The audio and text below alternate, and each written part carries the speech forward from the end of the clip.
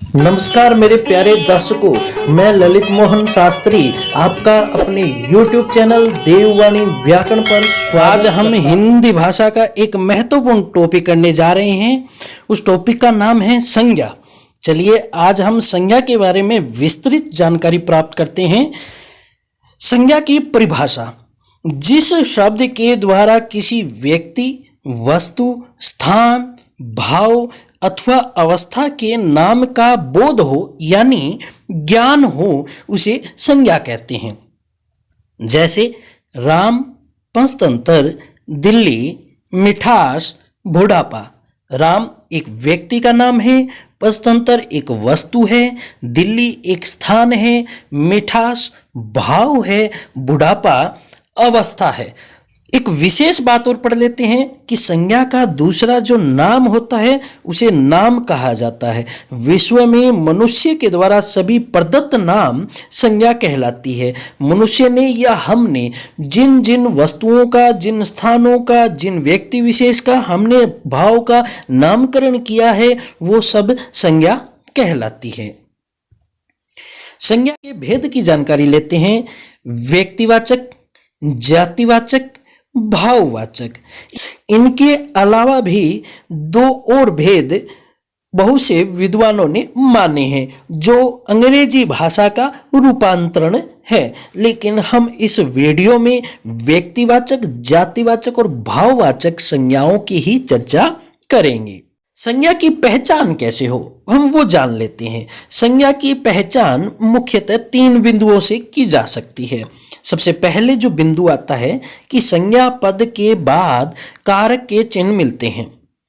आप जब वाक्य पढ़ोगे तो वाक्य में कारक के चिन्ह यानी प्रसर्ग आपको दिखाई देंगे। सामने एक वाक्य दे रखा है, सीता ने राम को देखा। ने और को 2 प्रसर्ग है। इनसे पहले जो आए हुए शब्द है वो संज्ञा है। दूसरा देखिए, संज्ञा से पहले विशेषण पद मिल सकते हैं, कोई जरूरी नहीं होता।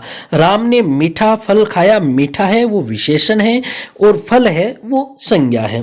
तीसरा जो नियम है वो क्या कहता है, यदि आपको संज्ञा के बाद कारक का चिन्ह ना मिले और संज्ञा से पहले आपको विशेषण ना मिले तो पहचान कैसे हो। फिर आपको पहचान करने के लिए व्यक्ति के नाम, वस्तु का नाम, स्थान का नाम, भाव का नाम या किसी अवस्था वाले शब्द को ढूंढना है। वो शब्द क्या कहलाएंगे? संज्ञा कहलाएंगे। रमा पुस्तक पढ़ती है। अब रमा और पुस्तक दोनों के बाद ना तो कारक का चिन्ह है ना कोई विशेषण है, तो आपको पता होना चाहिए रमा किसी व्यक्ति विशेष का नाम है, पुस्तक किसी वस्तु विशेष का नाम है।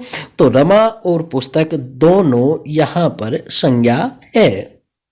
आइए अब हम व्यक्तिवाचक संज्ञा की चर्चा करते हैं। सबसे पहले परिभाषा पढ़ लेते हैं। जब किसी संज्ञा पद से एक व्यक्ति, एक स्थान और एक वस्तु के नाम का बोध हो यानी ज्ञान हो, वह संज्ञा व्यक्तिवाचक संज्ञा कहलाती है। जैसे कमल सेब खा रहा है, आदमी फल खा रहा है। कमल से एक व्यक्ति का पता चल रहा है, सेब एक फल का पता चल रहा है। तो एक उदाहरण दे देता हूं। आप फल वाले के पास जाओगे और आप उसको जाकर बोलोगे भैया मुझे फल दे दो, तो आपसे वो पूछेगा कि किस प्रकार का आपको फल चाहिए। लेकिन आपने उससे जाकर मांगा कि आप मुझे सेब दे दो, वो आपसे नहीं पूछेगा कौन सा सेब चाहिए। तो जहां पर सामने वाला प्रश्न आपसे पूछे कि कौन सा या क्या, तो वहां पर तो जातिवाचक होता है और जैसे ही आपने मांगा, मांगते ही आपको मिल गया, वहां पर व्यक्तिवाचक होता है। एक ये छोटा सा नियम है समझने का। तो कमल और सेब दोनों यहां पर व्यक्तिवाचक है। आदमी और फल, आदमी एक जाति का बोध हो रहा है और फल एक पूरे फल का पता चल रहा है, सभी प्रकार के फल का पता चल रहा है, तो यहां पर जातिवाचक संज्ञा है। चलिए आगे बढ़ते हैं। अन्य उदाहरण देख लेते हैं। कुमुद चित्र बनाती है। मयंक आगरा गया। मैंने रमन को जाते देखा। 3 प्रकार के आपके सामने वाक्य है। कुमुद चित्र बनाती है, चित्र यहाँ पर वस्तु है, लेकिन ध्यान रहे यहाँ पर चित्र जो है एक पूरी चित्र जाति का बोध हो रहा है, तो यहाँ पर जातिवाचक संज्ञा हो जाती है। मयंक आगरा गया, आगरा यहाँ पर स्थान है, लेकिन आगरा एक ही स्थान का यहाँ पर बोध हो रहा है, तो यहाँ पर ये व्यक्तिवाचक है। मैंने रमन को जाते देखा, रमन यहाँ पर व्यक्ति है और एक ही व्यक्ति का हमें बोध हो रहा है, तो यहाँ पर व्यक्तिवाचक संज्ञा है। ये 3 उदाहरण है। तीनों उदाहरण में पहला उदाहरण जातिवाचक का है क्योंकि यहाँ पर जाति का बोध हो रहा है, और आगरा और रमन से एक व्यक्ति एक स्थान का बोध हो रहा है, तो यहाँ पर व्यक्तिवाचक संज्ञा है। चलिए आगे बढ़ते हैं। आइए अब हम जातिवाचक संज्ञा की चर्चा कर लेते हैं। सबसे पहले परिभाषा, जब किसी संज्ञा पद से किसी प्राणी, वस्तु व स्थान के संपूर्ण वर्ग व जाति का बोध हो, वह जातिवाचक संज्ञा कहलाती है। ध्यान रहे, हमने व्यक्तिवाचक में भी यही नियम पढ़ा था और यही यहाँ पर है, लेकिन दोनों में अंतर है। वहाँ पर कहा था कि एक व्यक्ति का, एक वस्तु का, एक स्थान का बोध हो, लेकिन यहाँ पर कहा है संपूर्ण वर्ग या जाति का बोध हो, वो जातिवाचक संज्ञा कहलाती है। जैसे प्राणी, मनुष्य, हाथी, शेर, घोड़ा, चिड़िया, ये पूरी एक जाति का बोध हो रहा है।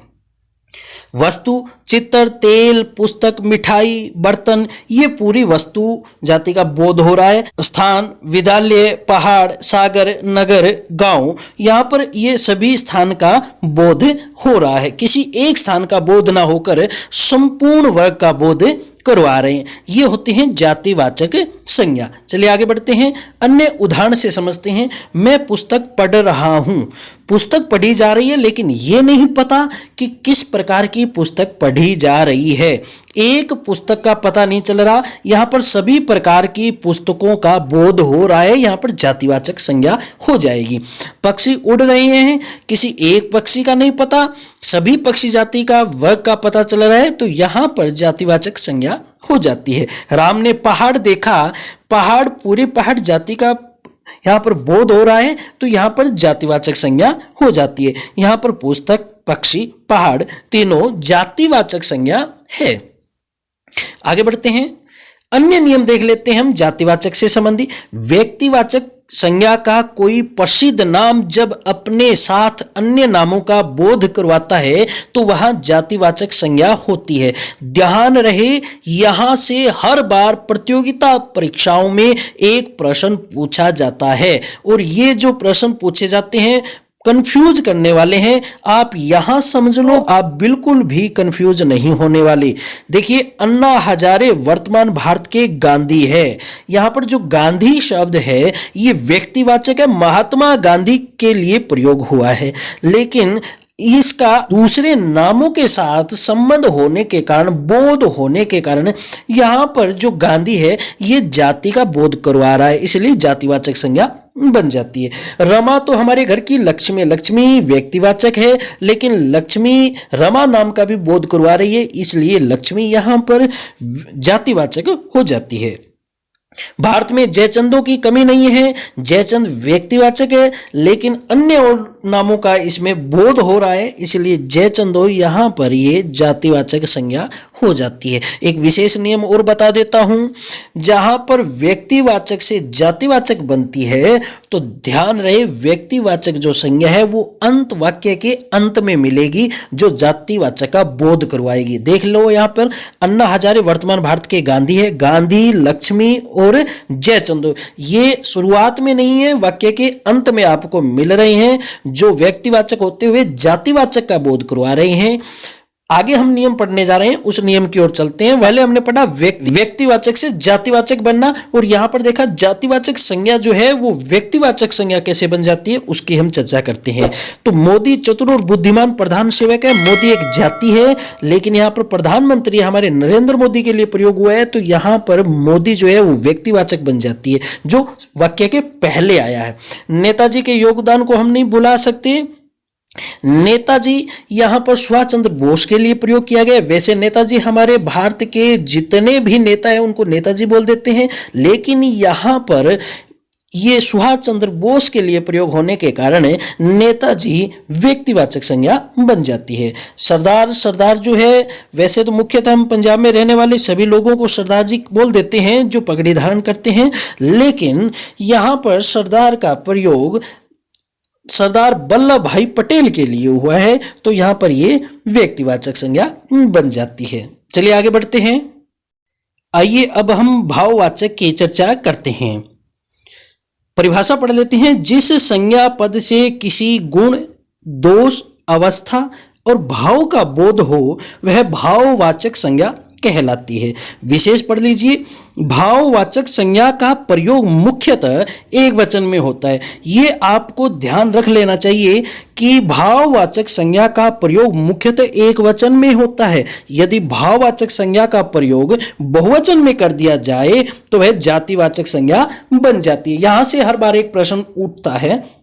आपके सामने दो उदाहरण दे रखे हैं, दोनों से हम समझने की कोशिश करते हैं। नगर में आजकल चोरी बहुत हो रही है।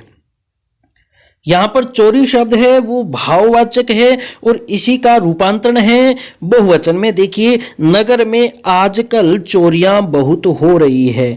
चोरी से चोरियां जैसे ही बहुवचन बना, यहां पर चोरियां जातिवाचक संज्ञा बन गई। आगे बढ़ते हैं। भाववाचक का निर्माण कैसे होता है? भाववाचक संज्ञा का निर्माण जातिवाचक संज्ञा, सर्वनाम, क्रिया तथा अव्यय शब्दों के अंत में प्रत्ययों के प्रयोग से होता है। इन शब्दों के जातिवाचक संज्ञा, सर्वनाम, क्रिया, अव्यय, इनके अंत में कुछ प्रत्ययों को जोड़कर भाववाचक संज्ञा का निर्माण होता है। एक सूत्र दे रखा है, ये मुख्यतः वो प्रत्यय है जो बार बार पूछे जाते हैं और यही प्रत्ययों में से लगभग भाववाचक संज्ञा बनने वाले शब्द पूछे जाते हैं। प्रत्यय कौन से हैं? ई, आई, तौ, ता, पन, पा, हट, वट, ईमा और आस। ये 10 प्रत्यय है, लेकिन लयबद्ध बनाने के लिए इसमें बन गई एक शब्द जोड़ा गया है। लय में कैसे होगा? ई, आई, तौ, ता, पन, पा, हट, वट, ईमा, बन गई आस। आप ऐसे लयबद्ध बोलकर इसको याद कर सकते हो, याद करने में आसानी होगी। देखिए, अब हम देख लेते हैं कैसे प्रत्यय जुड़ते हैं। गरम से, गरम के साथ जैसे गरम है वो विशेषण है, इसके साथ में ई जोड़ दो, गर्मी बन जाता है। लड़ना ये क्रिया है, इसके साथ में आई जोड़ दो, लड़ाई बनता है। जो पशु है वो जातिवाचक संज्ञा है, इसके साथ में तौ या ता जोड़ोगे तो पशुतौ और पशुता बन जाता है। चलिए आगे बढ़ते हैं।